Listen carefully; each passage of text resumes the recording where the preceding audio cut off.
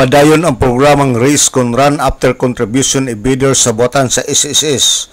Sa mayaging bulan ang mga empleyado sa SSS ning Dakbayan sa Osamis mipahigayon og pagbisita sa mga business establishment sa lungsod sa Clarin ug Tudela, Misamis Occidental aron sa pagpahinumdom sa mga employer sa pagbayad sa ilang kontribusyon sa SSS. Matod pa sa SSS branch nga si Lisa Lumantas nga ilang gibisitahan ang mga business establishments aron sa pagpahinumdom sa mga employer sa pagbayad sa ilang kontribusyon o karon usab sa paggiya kanila unsaon pagbayad ang ilang kontribusyon kung ugaling dili makahimo sa pag-full payment ang mga employer.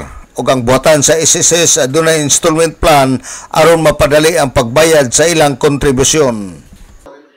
Nag-race ta sa part sa Clarin ug sa Tudela.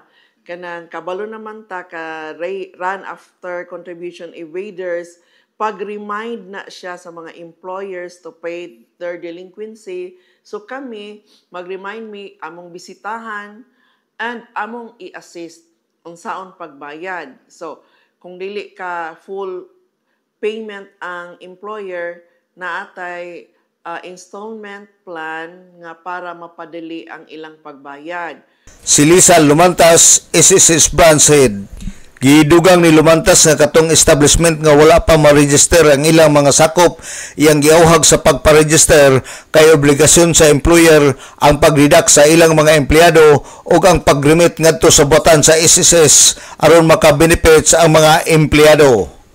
Karong adlaw Martes pitsa 9 ning bulan sa Septembre ang makawani sa SSS Osamis branch ang adto kini sa Jimenez, Misamis Occidental aron pag-assist sa mga membro o paghatag og SSS number o uban pa nga mga pangutana sa mga membro. Pagka Septembre 19 sa lungsod sa Tudela, sa Pizza 18 sa LGU Tangob o sa Pizza 25 sa People's Market sa Tangob City. Alang sa DXDD Radio Kampana ang radyo sa simbahan, WD45 Dudong Bargamento, Danag sa Dakbayan.